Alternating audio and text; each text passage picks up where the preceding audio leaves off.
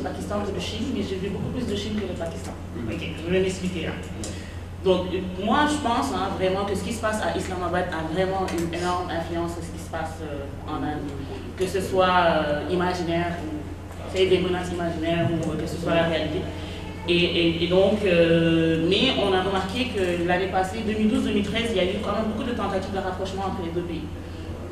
Donc peut-être la menace a baissé, si on veut. Mais il y a aussi une deuxième importance que le Pakistan revêt pour l'Inde, c'est le fait que le Pakistan et la Chine sont des meilleurs amis, si on veut. Un axe.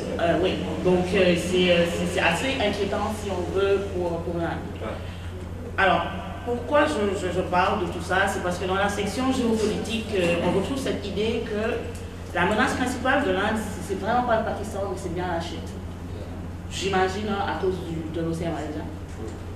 Mais moi, je pense que pour une nation comme l'Inde, la question de sécurité devrait passer avant la question de stratégie ou d'idée de grandeur ou de puissance, surtout si vous n'avez pas les moyens. Donc, la question. D'ailleurs, en parenthèse, ce point est aussi valable pour les pays africains. Parce que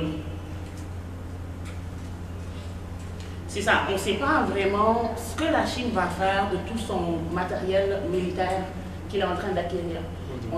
Pourquoi je dis que c'est valable pour les pays africains? Parce que la Chine peut très bien décider de devenir menaçante en Afrique si on ne coopère pas finalement à dominer ce qu'ils veulent.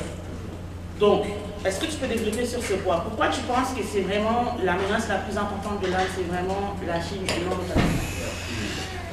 Et il y a aussi la question du Cachemire, entre l'Inde et le Pakistan. Je pense que c'est une très bonne question là, qui soulève là, et qui montre justement qu'il y a une bonne connaissance de la géopolitique indienne. En réalité, si j'ai parlé plus de la Chine que du Pakistan, c'est que dans le contexte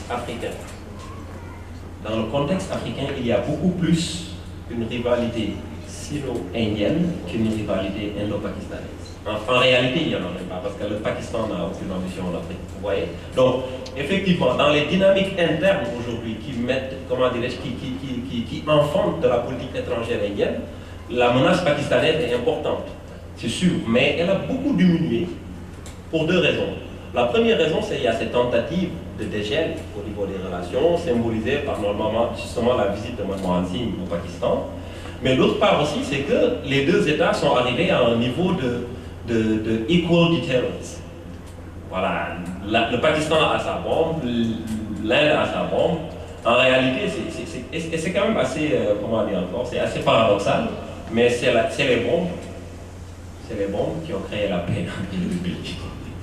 Puisqu'ils ont tous les États qui ont la possibilité de se détruire l'autre. Donc depuis lors, ils sont restés tranquilles. Mais maintenant, effectivement, la Chine joue beaucoup sur cette animosité entre les deux pays pour essayer de venir à l'avant. Et je l'explique dans le cadre du triangle de Varuna, où aujourd'hui la stratégie chinoise contre l'Inde, qu'on appelle le String of Pearls, où l'Inde essaie d'encercler la Chine essaie d'encercler l'Inde, la Chine, par exemple, justement, met beaucoup l'accent sur ses relations avec le Pakistan, notamment à travers ce port ultra-moderne que la Chine est en train de construire aujourd'hui à Gwadar, au Pakistan. Donc, effectivement, la menace, elle est là, mais dans le contexte africain, je pense qu'il est beaucoup plus relevant, il est beaucoup plus pertinent de parler de la rivalité sino-indienne que de la rivalité sino-pakistanaise.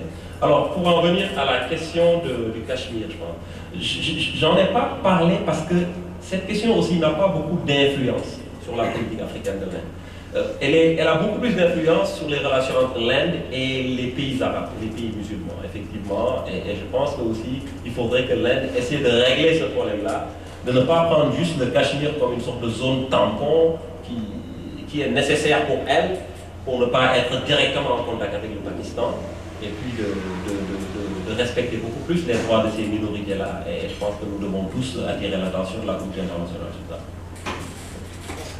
C'est ça. Merci beaucoup. Ok, on y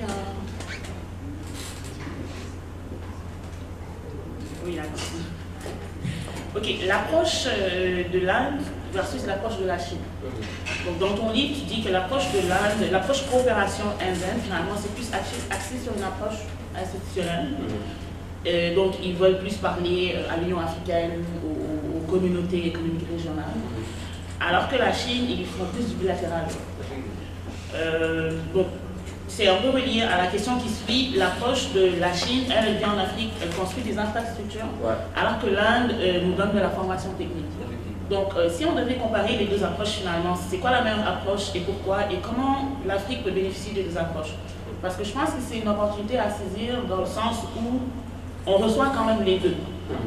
Donc il y aurait moyen de jouer finalement pour pouvoir mieux profiter, parce que je trouve que maintenant on n'en profite pas comme on devrait, mieux profiter de ces deux approches-là. Oui, très bonne question là aussi, effectivement, je pense, j'ai parlé justement dans le livre de la différence d'approche au niveau entre la Chine et l'Inde, en disant que effectivement la Chine part sur un modèle ressources, vos ressources pour les infrastructures. L'Inde part plus sur un modèle, je prends vos ressources, mais en retour, je vous donne de la formation technique pour que vous puissiez tirer plus de valeur de ces ressources-là. Et l'exemple que je donne, c'est deux exemples. Le premier, c'est au Botswana, où l'Inde tire du diamant, mais en retour donne de la formation, a mis en place ce qu'on appelle l'Institut africain du diamant, pour former les Botswanais à développer une expertise en matière de coupe et de polissage. Et quand on sait ces deux activités-là, de coupe et de polissage, les valeurs ajoutées que ça ramène dans l'industrie du diamant, on peut comprendre qu'il soit intéressant et important pour ce pays-là d'acquérir ce know-how pour pouvoir monter plus dans ce que j'appelle dans la chaîne de valeur diamant. Parce qu'aujourd'hui, le Botswana tire du diamant brut, l'exporte. Elle pourrait, avec la formation indienne, faire la coupe du diamant, faire le polissage du diamant et même faire de la bijouterie. Et de ce point de vue, Windhoek deviendrait un centre mondial de bijouterie qui remplacerait par exemple Anvers en Belgique. Je pense que ça aussi c'est une approche qui est très importante. Et la même chose au niveau du Nigeria, où il y a eu ce deal de 6 milliards que le consortium OMEL a mis en place justement au Nigeria pour avoir du pétrole nigérian. Mais ce que la Chine a proposé, c'est de mettre en place un institut du pétrole. L'Institut du pétrole était déjà là, mais l'Inde a proposé d'upgrader, d'améliorer cela en termes d'infrastructures et puis en termes de connaissances pour que le Nigeria puisse mieux profiter de son pétrole. L'Inde aussi a proposé des raffineries de nouvelle génération, parce que figurez-vous bien, au Nigeria, il y a des ruptures de kérosène, il y a des ruptures d'essence, il y a des coupures électriques pour un pays qui a, je pense, je le dis dans le livre, peut-être le 7e, qui occupe le 7e rang en termes de réserve mondiale de pétrole. Parce que tout simplement, on a le pétrole, mais on n'a pas la technologie pour transformer ce pétrole-là en kérosène, en ceci, en cela. Donc l'Inde vient avec cette approche. Par contre, la Chine, tout le monde sait qu'elle est très, très, très avare en transfert de technologie. Les Chinois ne veulent pas partager. Et c'est en ce sens que je dis, il faudrait aujourd'hui, pour venir à la partie de ta question où tu me demandes laquelle des approches est meilleure, je pense qu'elles sont des approches complémentaires. Et aujourd'hui, là où l'Afrique devrait aller, c'est une sorte de triangulation de ces rapports-là. C'est vrai que c'est difficile quand on parle de deux pays qui se regardent en chien de faïence.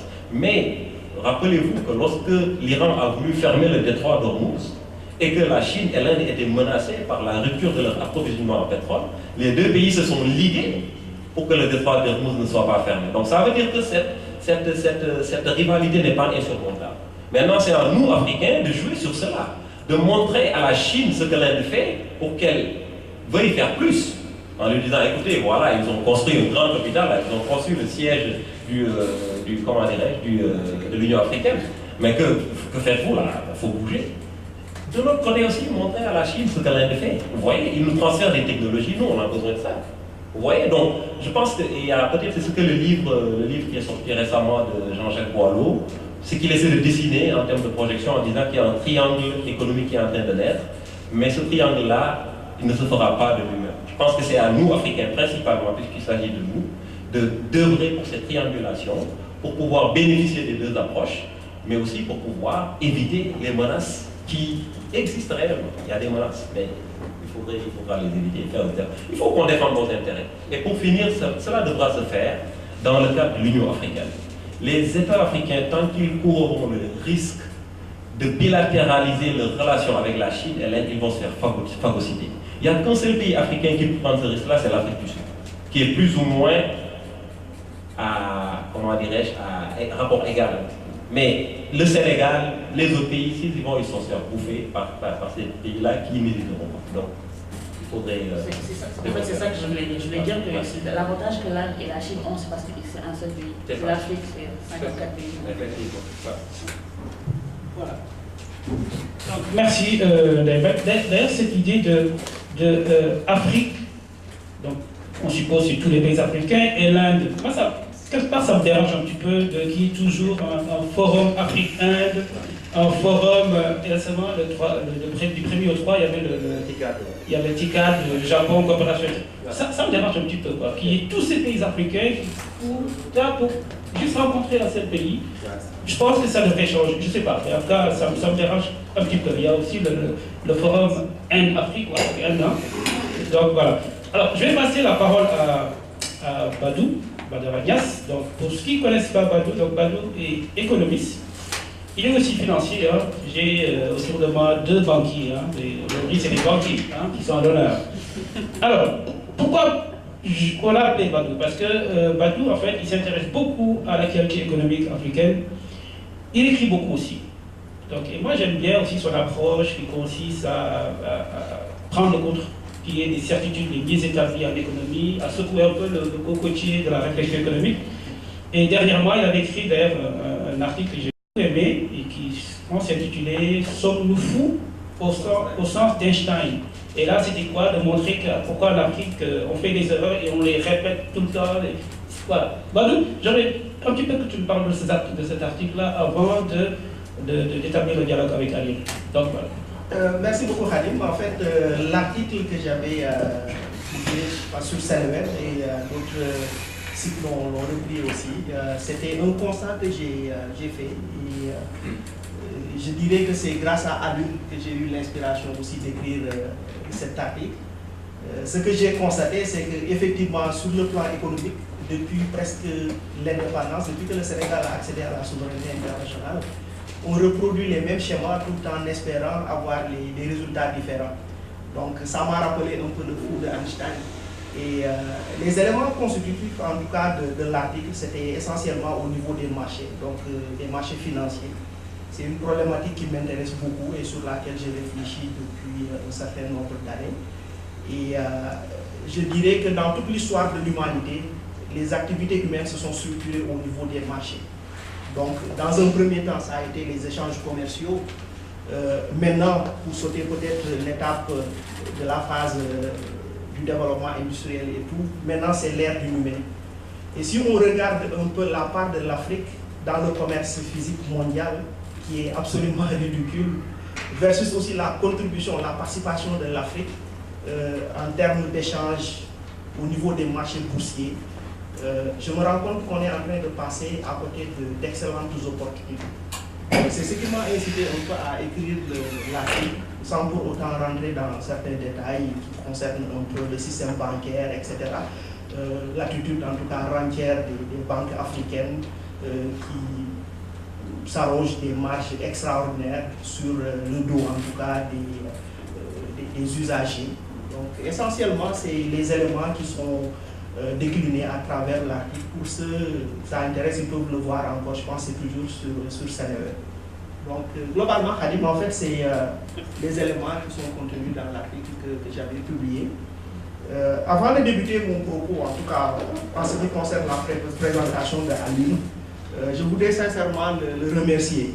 Donc le remercier d'abord, le féliciter pour la publication de l'ouvrage, mais aussi le remercier très sincèrement parce que s'il y a quelqu'un qui m'a stimulé en tout cas sur le plan intellectuel au cours des dernières années, malgré les contingences,